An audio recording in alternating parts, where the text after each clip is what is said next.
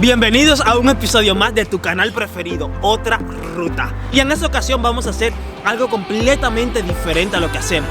Queremos darte algún tipo de información que es muy valiosa a la hora de que quieras vivir aquí en Holanda o si ya vives aquí también. Así que de mi parte yo solamente te diría, abróchate los cinturones y bienvenidos a Otra Ruta.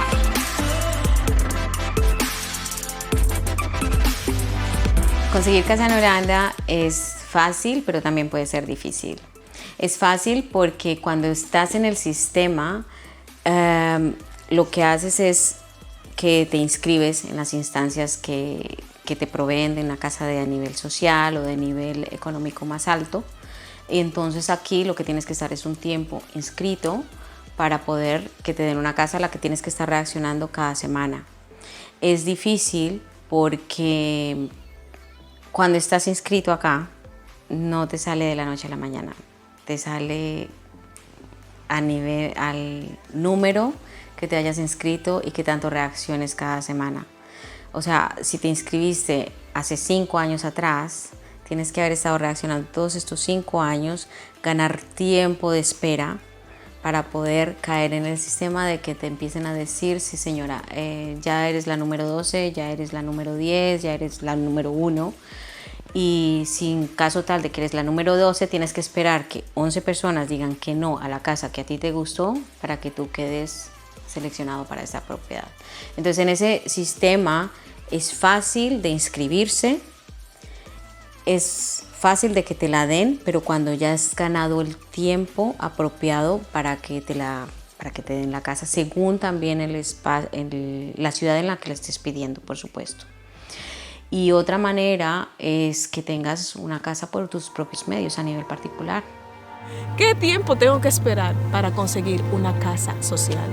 El tiempo de espera para nivel social puede ser en las ciudades grandes. A partir de 5 años empiezas a tener más oportunidad de tener una propiedad, pero te puede durar 15 y 20 años y conozco personas que llevan 15 años inscritas y aún no tienen casa. ¿Hay lugares donde yo podría conseguir una casa en el sector social más rápido o es en todos los lugares igual? En los pueblos es más fácil.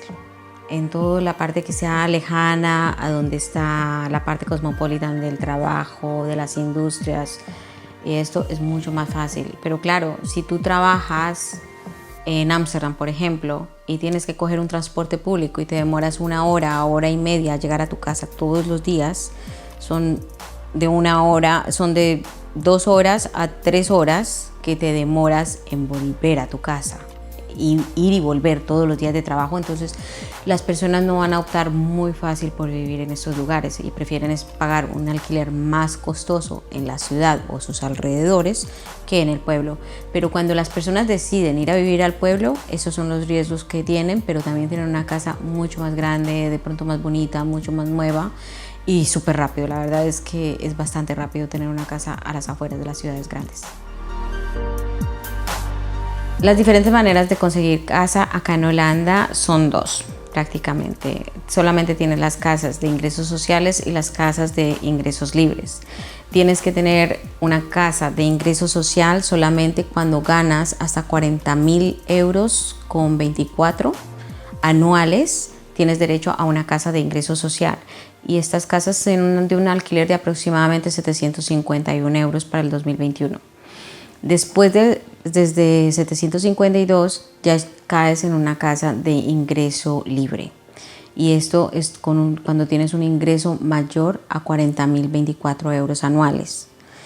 Para las clases de ingreso social tienes que estar inscrito en corporaciones grandes y para casas de agentes de propiedad raíz e inversores ya son las casas de ingreso libre. Aparte de las 2 categorías mencionadas, realmente hay una tercera, la cual son las casas particulares. Estas son casas que una persona compra y decide alquilarla por su propia cuenta, o sea, no usa un intermediario. Esas casas suelen ser más económicas que el sector libre, pero son más difíciles de conseguir, ya que mayormente esas personas la alquilan muy rápido. Es bastante costoso tener una casa aquí en Holanda cuando eres inmigrante, porque tienes que venir con un budget, tienes que venir con un buen fuerte económico, porque acá Holanda es muy costoso.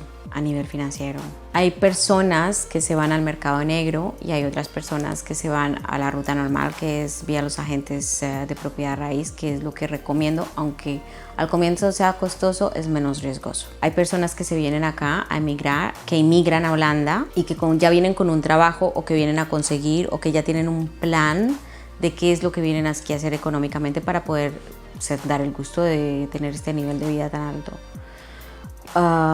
Hay personas que se vienen con un presupuesto de 6 meses de vida, o sea que pueden pagar su comida, su alquiler, los costos de transporte y todo lo que necesitan para tener una vida básica. Y en realidad eso es lo más recomendable, más no es lo que muchos inmigrantes lastimosamente se pueden dar el gusto. Un alquiler acá puede empezar una habitación con derecho a inscribirte desde los 600 euros. Un estudio por menos de 1.000 euros amoblado y de manera legal nunca lo vas a conseguir. Y a partir de una habitación y que tienes tu sala comedor y que la propiedad está amoblada es a partir de 1.200. Y ya entre más habitaciones tenga o más metros cuadrados tenga la propiedad o más lujosa, puede subir el precio de una propiedad hasta 3.000 y 5.000 euros. Los estudiantes, claro que pueden conseguir casa. De hecho, el sistema de Holanda es perfecto para los estudiantes, pero hay una gran diferencia cuando eres un estudiante inmigrante y cuando eres un estudiante nativo. Lo que hace un estudiante es se inscribe en estas corporaciones y ya cuando que vas a ir a la universidad y vas a hacer un estudio de nivel alto, de estos que duran 3, 4 años o universitarios, entonces hay varias opciones. La corporación es una.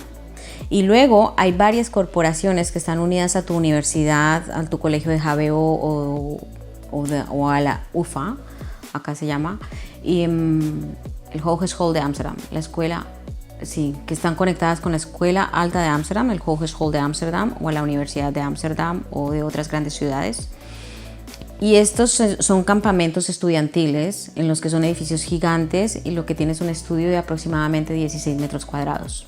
Allí tienes simplemente una cocina, un baño y un espacio en donde poner tu cama, un pequeño sofá y un escritorio. Y allí puedes vivir tranquilamente, es que es perfecto, tranquilamente hasta que termines tus estudios y vas a pagar un alquiler de ingreso social que es aproximadamente 650 euros y los cuales además de esto para los estudiantes el gobierno, el impuesto de acá de Holanda te paga la mitad del arriendo para que te puedas concentrar a estudiar y solamente a eso. Pero, claro, cuando eres inmigrante ya la cosa cambia. Ya estos estudios, los mismos estudios para un estudiante expat, extranjero, aunque venga conectado a la universidad, venga sea como sea, le vale entre los 600 a los 1.000 euros, exactamente el mismo estudio, sin amoblar. Y tienes que estar inscrito por ahí 1 año antes o 2 años antes de pensar que vienes a estudiar a Holanda. Inscribirte en estos campamentos estudiantiles es lo más recomendable. Y los otros, que son muchos de mis clientes, bueno, sus padres, porque acá en Holanda, cuando eres estudiante inmigrante, si no tienes los recursos económicos para pagar un agente de inmobiliario, es muy complicado, muy complicado. Entonces ya empiezas en el mercado de los inversionistas que quieren rentarle a un estudiante y puedes rentar una habitación de 600 euros. Y te estoy hablando de una habitación de 6 a 10 metros cuadrados máximo, que tiene en un apartamento que tienes que compartir a veces hasta con 6 y 8 personas más. Este es un mercado en el que yo recomiendo a todos los estudiantes de que se informen muy bien de las reglas, porque cada ciudad tiene reglas diferentes si las casas pueden ser o no pueden ser compartidas y si el propietario tiene permiso de compartir la propiedad. Está unido a ciertas reglas de metros cuadrados para evitar de que te metan como en una cajita de sardinas, porque hay mucha gente que se quiere aprovechar de esto. He tenido clientes que los he sacado de casas de 6 metros cuadrados, una habitación, se la alquilan por 500 euros, te registras allí, pero a lo que el gobierno se dé cuenta, te quedas en la calle. Pero ¿cuál es la diferencia entre casa con inscripción y casa sin inscripción? Una casa con inscripción es una casa de que cuando estás dentro del sistema, debes de ir aquí a la casa gubernamental, al gemeentehuis, se dice en holandés, y tú vas allí y lo que haces es decir, yo vivo acá.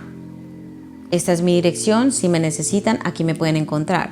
Quiere decir que el impuesto te va a mandar allí tus cuentas, el impuesto de la basura, el impuesto del agua, el impuesto de porque vives y pisas el piso holandés. Hay que pagarlo, aquí hay que pagar por todo. Estás obligado a tener un seguro médico, entonces allí te va a llegar la carta en la que te va a decir, señor, estas son las reglas holandesas y tienes que tener un seguro médico. Y entonces cualquier cosa que ocurra siempre te van a encontrar. Si llegas a un hospital, van a saber tú dónde vives también. Y es muy necesario porque en Holanda la necesidad de tener un hogar es muy grande. En una casa, y ahí voy a la segunda parte, una casa sin registro es una casa fantasma. Entonces cuando llega en la lista de que o los vecinos se empiezan a quejar de que hay una casa en la que no hay nadie registrado, pero hay gente que entra y sale, te van a ir a tocar la puerta un día y va a ser la policía o va a ser el gobierno o alguna instancia para verificar quién vive ahí. Y es para evitar también mermar la criminalidad, de muchas clases de criminalidad que hay acá. Y una casa fantasma, nadie quiere vivir allí. El número de personas que se pueden inscribir en una casa es dependiendo de los metros cuadrados y del número de habitaciones que hayan. En Ámsterdam, por ejemplo, si es una casa de una habitación, puede vivir una familia hasta con 2 niños, porque es tu familia. Pero si tú la alquilas solo puedes vivir tú solo o con tu pareja. Si tienes 2 o 3 habitaciones, pueden vivir más personas. Pero en el momento en el que vas a compartir una casa, tienes que estar seguro de las reglas de esa zona. En Amstelveen, por ejemplo, no es prohibido que colegas o estudiantes compartan una casa a no ser que tenga un permiso. O sea, puede ser una casa de 10 habitaciones, pero si no tiene permiso de compartir del gobierno, solo puede vivir una persona que es la que está o una familia, que es la que está en el contrato. En Ámsterdam, sin permiso, pueden vivir hasta 2 personas compartiendo una propiedad. A partir de 3 habitaciones tienen que tener la casa, el propietario tiene que tener un permiso de compartir vivienda. ¿Qué consejos me darías si yo estoy en búsqueda ahora mismo de una casa? Cuando una persona está buscando casa aquí en Holanda, lo primero y lo más importante que te voy en realidad a suplicar por ti mismo, por tu propio bien, de tu familia y con quien vayas a convivir allí, es de que te dirijas a un profesional. Porque un profesional, claro, al comienzo te va a costar más, pero estás más seguro de que nadie te va a sacar de esa casa, que es un arrendamiento totalmente legal, ¿ok? Pero si te vas al mercado negro, es muy probable que en cualquier momento llegues a tu casa y la llave no te funcione, tus cosas no estén en la casa, de que incluso en el momento de mudarte nadie te conteste el teléfono y tu dinero de depósito, tu primera renta y todo hayan sido robados. Así que te recomiendo de que te dirijas a un profesional. En mi empresa Rentas for Expats, que es rentas para extranjeros, funcionamos en todas las grandes ciudades de acá de Holanda y ayudamos a todos los extranjeros que vengan a nosotros para asegurarnos de que tienen una casa en la que puedan empezar desde cero muchas veces. El ser humano, la necesidad básica del ser humano, la primera necesidad básica es tener una cueva, un lugar donde meterte, donde dormir, donde descansar, para comenzar una vida en un nuevo país o en un nuevo barrio. Y no con la inseguridad de que te van a asaltar a la medianoche o tantas cosas que pueden ocurrir. Por favor, diríjase siempre a un profesional, verifiquen que esté registrado en la Cámara de Comercio, de que los procesos de arrendamiento sean legales. Yo pienso que es muy importante que definas qué estilo de vida quieres llevar como inmigrante. ¿A qué te viniste aquí?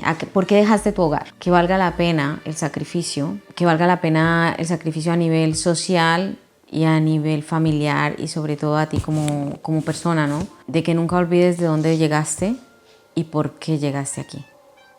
Siempre te mantengas cerca de ti mismo, porque emigrar es algo para valientes, pero no todo el mundo lo aguanta.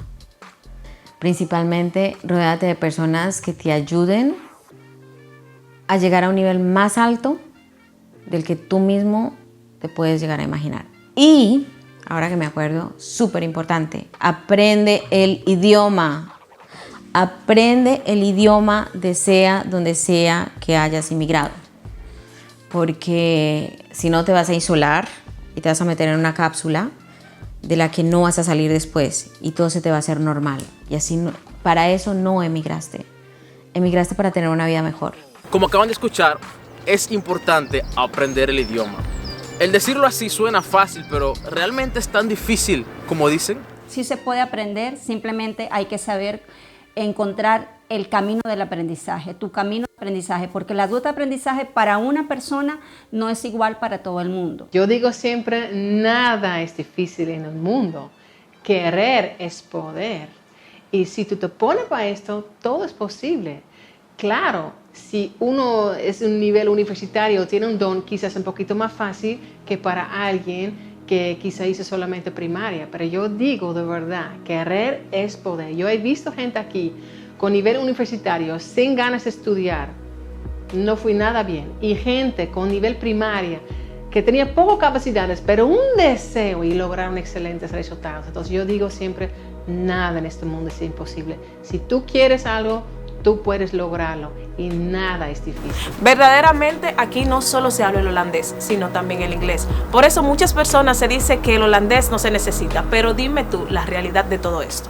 Yo sí te recomiendo de aprender el idioma holandés y ahí también tienes más oportunidades de hacer una carrera, interactuar con la gente. Yo digo siempre, si yo no hablo español, ¿qué calidad de vida yo tengo aquí en República Dominicana? ¿Qué yo voy a hacer aquí?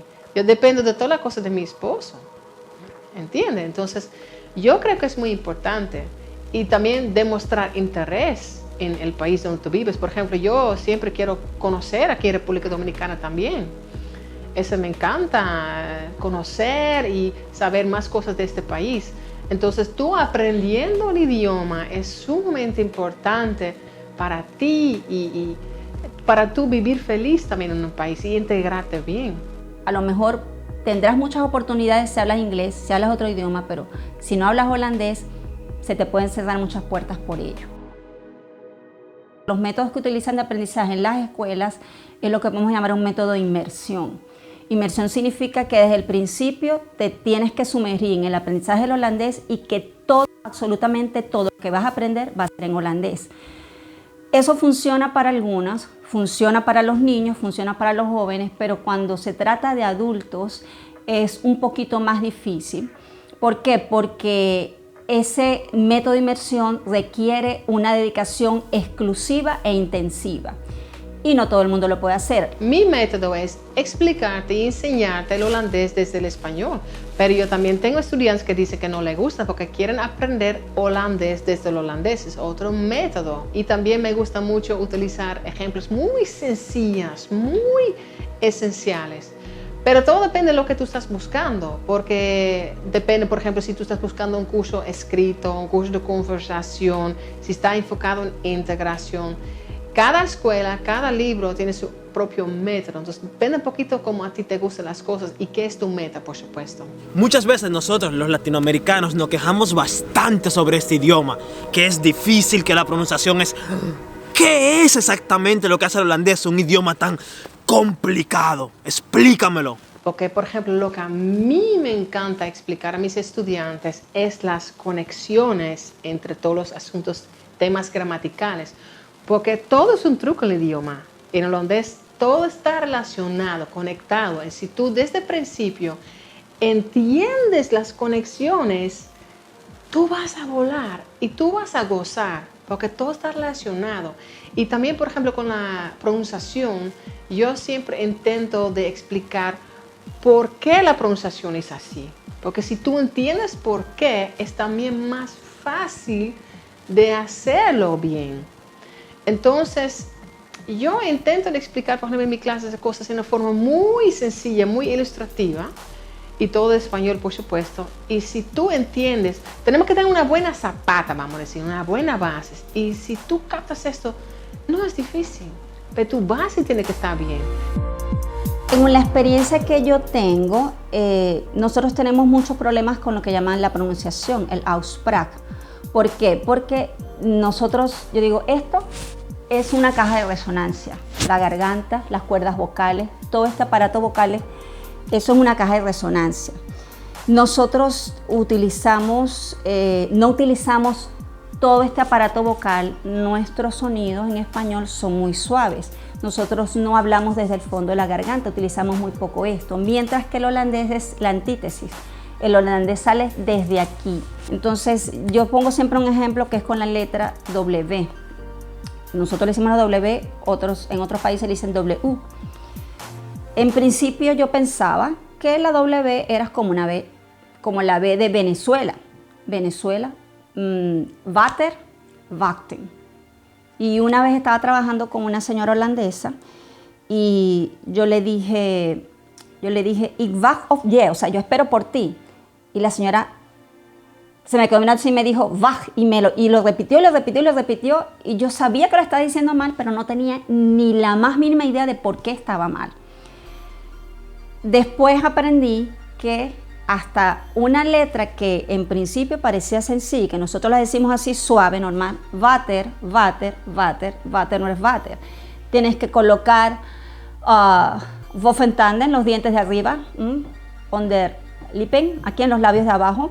Después entonces te tienes que poner los dedos aquí en la garganta y tienes que sentir entonces tu voz y la vibración va. Después tienes que pensar que tienes que poner los labios redondos, la boca un poquito abierta y dices, ¿tanta teoría para una letra? Sí, tanta teoría para una letra. Y ahí dices, water, y dices, wachten. ¿Cuáles son los problemas más frecuentes para aprender idioma? Bueno, yo digo siempre la disciplina, que es muy importante. Es importante que tú desarrolles una rutina.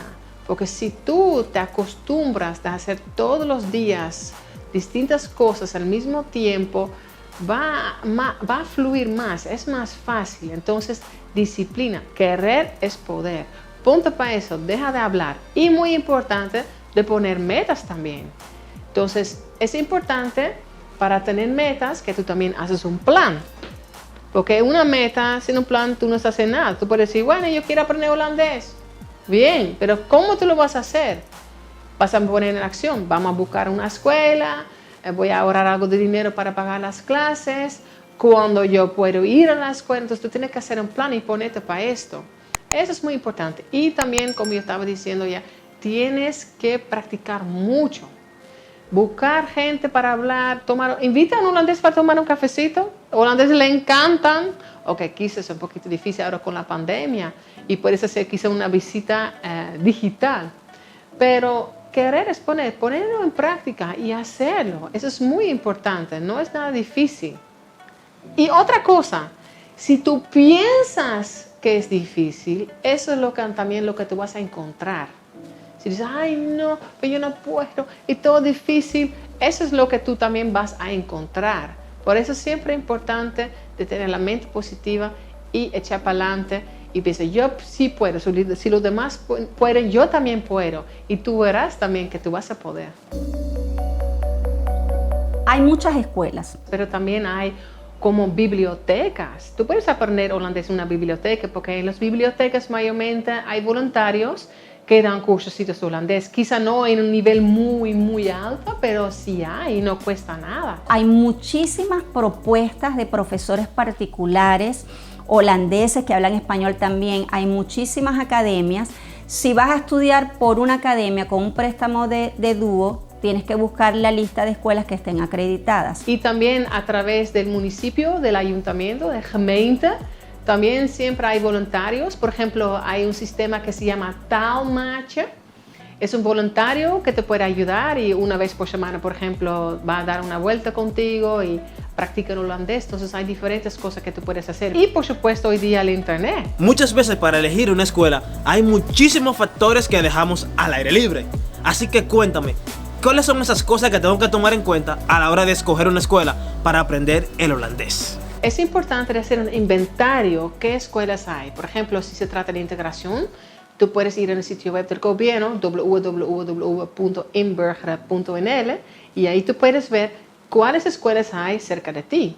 Lo que yo te recomiendo hacer es alistar todas y tú vas a visitar cada escuela. Quizá por la pandemia ahora es un poquito difícil, pero tienes que hacer una investigación. También chequear qué dicen las redes sobre esta escuela, cómo son los resultados de esa escuela, cuántos grupos hay. Eso puede ser muy interesante. Si tú, por ejemplo, sabes mucho y tú aprendes mucho, te conviene ir a una escuela donde hay muchos grupos, porque quizá tú entras el primer grupo, donde también es importante que te hagas una examinación. Dice, bueno, una evaluación, tú puedes comenzar en tal grupo todo el día. Y el profesor te dice, bueno, tú sabes mucho, tú sigues la próxima semana un grupito más alto. Entonces, eso es muy importante. Si tú estás en una escuela muy pequeña y donde esas posibilidades no hay, es un problemita. Pero a la vez, tú eres un tipo de persona que necesita realmente mucha ayuda, un grupo pequeño. Entonces, si ese es el caso, tú tienes que chequear esto en la escuela, cómo grandes son los grupos. Quizá también te interesa saber qué tipo de estudiantes hay, con todo respeto, si solamente son gente que son refugios o si también hay mucho más hispanohablantes, que puede ser también chévere para ti. Entonces, chequea. Si tú, por ejemplo, trabajas de día, tienes que tomar clases de noche. Entonces, tú tienes que poner una lista. Y también es importante de chequear cómo te reciben, cómo te traten, te hacen una examinación, por ejemplo. Entonces, tú pones una lista de todas las cosas que te interesa saber, pero chequea también resultados, qué dicen las redes, cómo grandes son los grupos, en qué distancia están, todo eso, chequéalo. Claro, también el precio puede ser interesante, cuándo comienza el próximo curso, todo eso, qué está incluido, tengo un diploma, tal. Y otra cosa, si tú quieres estudiar con ayuda del gobierno, no todas las escuelas también ofrecen esto. Solamente hay un límite. Entonces tú vas con tu listica a visitar cada escuela y tú haces tu inventario y tú chequeas qué escuela te resuelve mejor. Si estás aprendiendo el idioma o quieres aprender el idioma, vas a escuchar sobre A1, A2, B1, B2. Pero ¿cuál es exactamente la diferencia entre estos niveles? En el mundo, no solamente en Holanda, existen diferentes niveles del idioma. A0, A1, A2, B1, B2, C1, C2. Es un acuerdo del Marco Común Económico Europeo.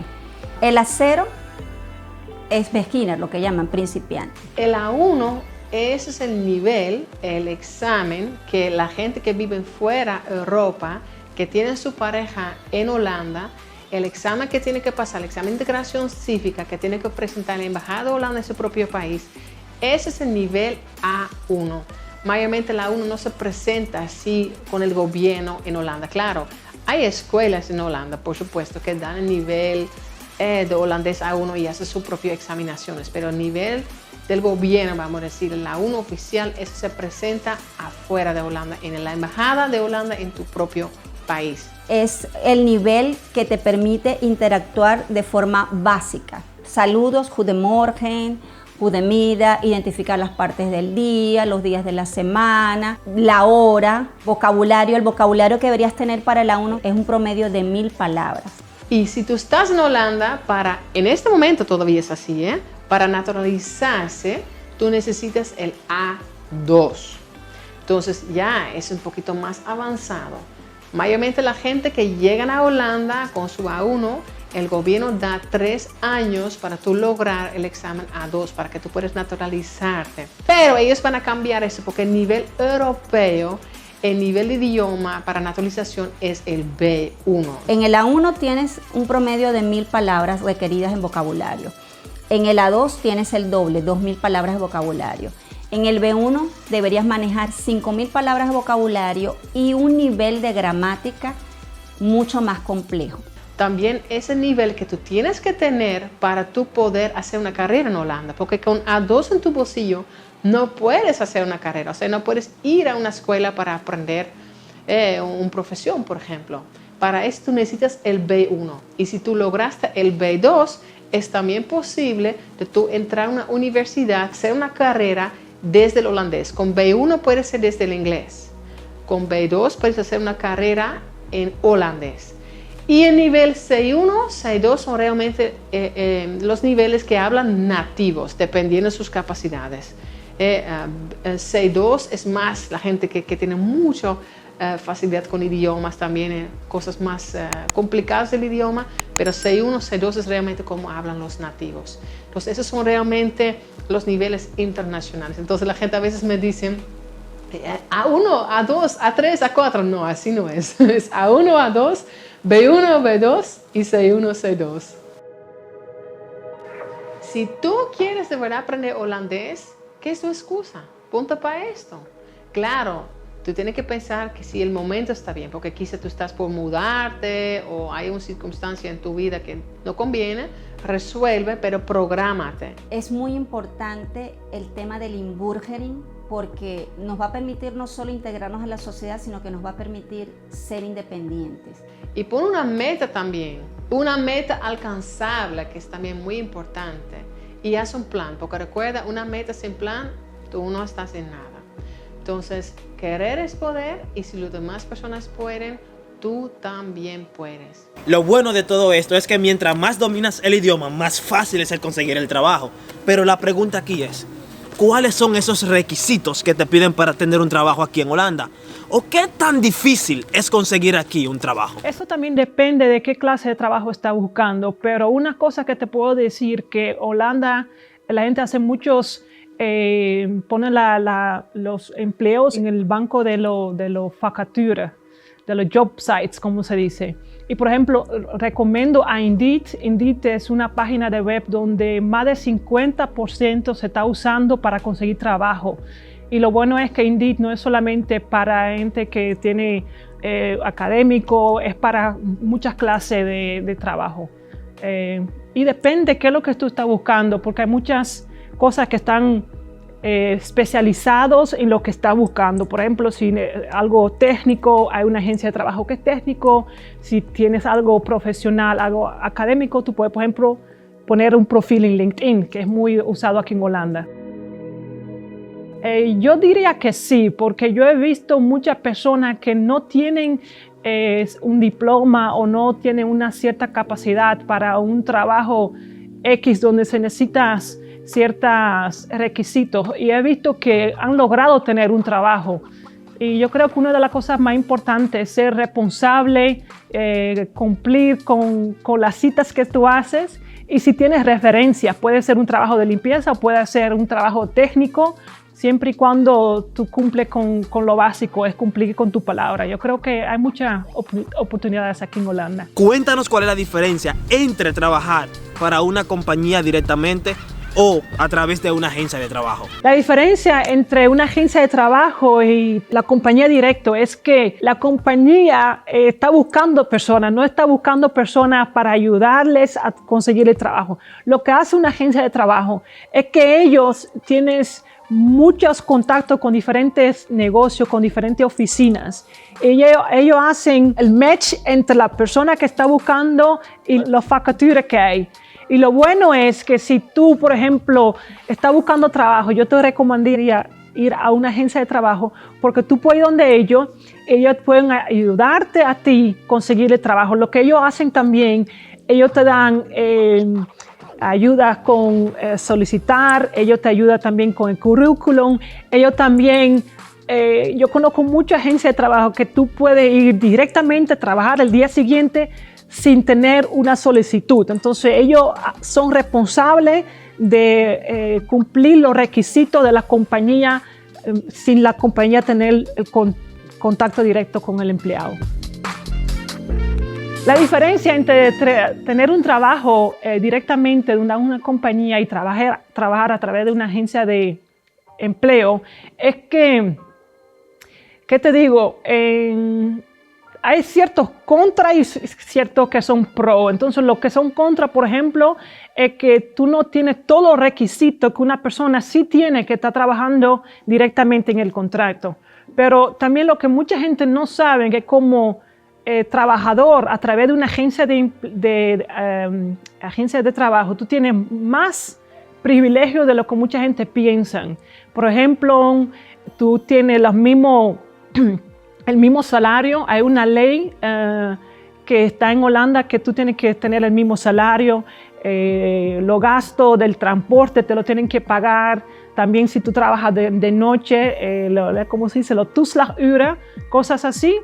Y lo bueno, yo de verdad podrá darle un consejo a la gente de trabajar a través de agencias de trabajo, por lo menos para comenzar, porque lo bueno es que tú te inscribes en una agencia de trabajo, tú dices lo que tú quieres y ellos son los que hacen la intermedio entre tú y todos los negocios que hay. Entonces, una manera fácil para entrar, y más en estos tiempos, en el tiempo de corona, donde no todo el mundo quiere inmediatamente recibir a alguien en contrato fijo.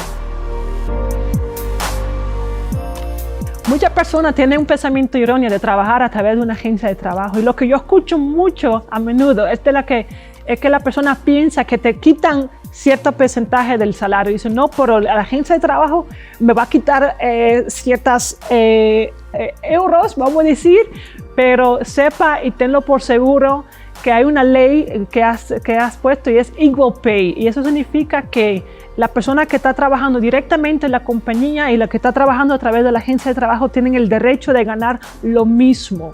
Así que no te haga eso porque no es cierto. Pero cuéntame, ¿cuál es la diferencia de trabajar con contrato o trabajar sin contrato a lo que algunos le llaman trabajar en negro? La diferencia de trabajar con contrato o sin contrato es bastante grande. Aquí en Holanda, si tú tienes un contrato, tú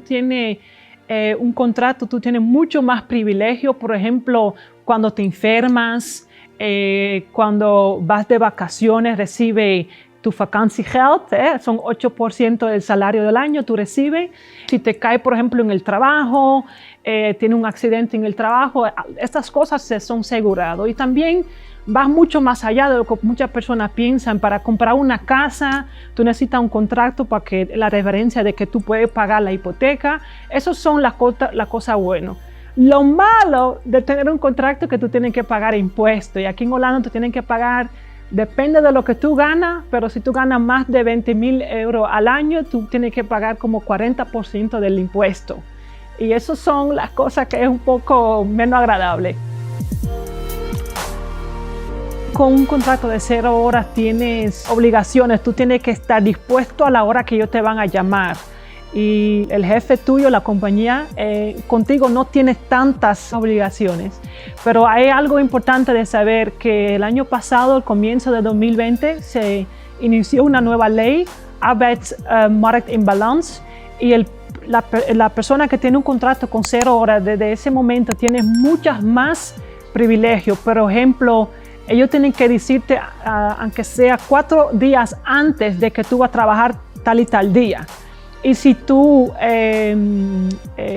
vas, por ejemplo, tú vas al trabajo y te dicen, bueno, no, lamentablemente al final no te necesitamos, ellos tienen que pagarte 3 horas.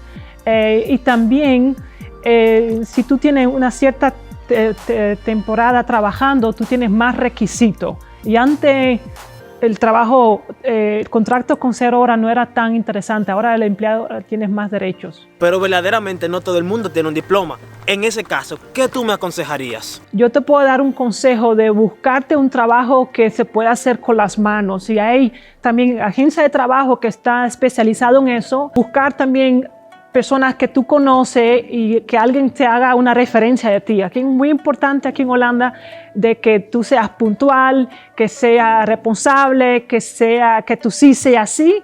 Y yo he visto que a través de tu red social tú puedes encontrarte un trabajo, diciéndote a la persona alrededor, mira, estoy buscando un trabajo, hazme el favor, tú conoces. Eso se está usando mucho hoy en día. En una agencia de trabajo se trabaja con fases. Fase A, fase B, fase C. Explícanos, ¿cómo funciona eso exactamente? Bueno, si tú trabajas a través de una agencia de trabajo, es importante saber que estás puesto en ciertas fases. Es importante saber que primero la fase A, donde tú trabajas 1 año y medio y es bastante flexible ese contrato.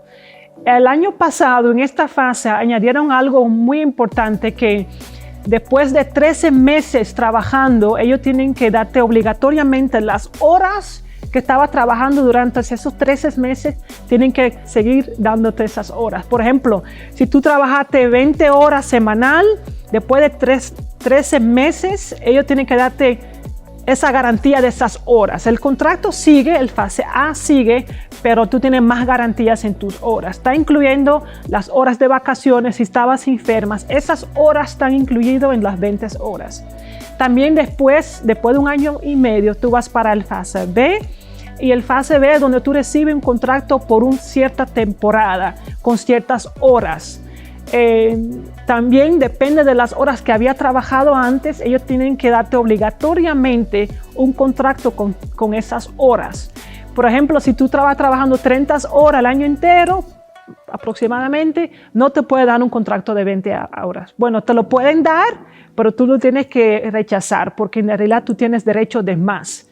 El contrato, el periodo en fase B son 4 años. Lo importante es saber que en esos 4 años ellos tienen que darte, los 4 años o 6 contratos, por ejemplo, 3 veces un contrato de 1 año y ciertas veces de un contrato de medio año.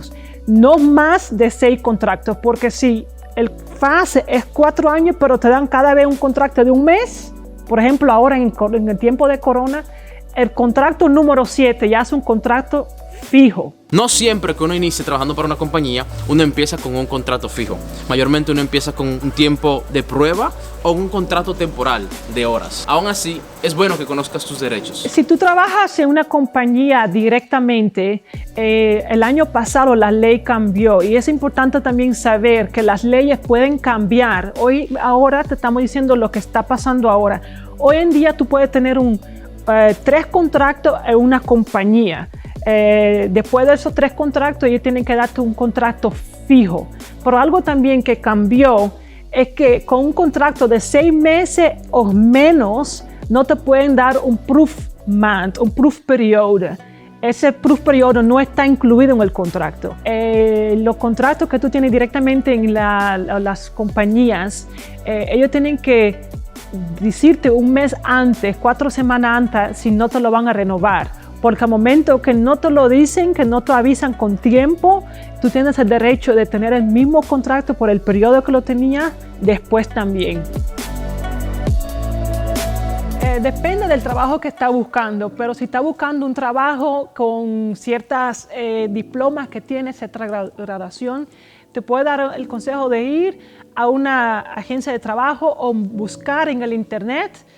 También te doy una recomendación de trabajar en tu currículum, porque hoy en día es muy importante de que tú te puedes presentar a través de esto. Y hay oficinas, el UBFA te puede ayudar con eso, pero también en el internet hay muchas formas o muchos ejemplos cómo hacer uno. Pregúntale a alguien que te pueda ayudar con eso, porque eso es la base aquí en Holanda para buscar un trabajo. Digamos que perdiste el trabajo, está pasando por una situación muy difícil, necesitas aprender el idioma o necesitas ayuda con tus cartas.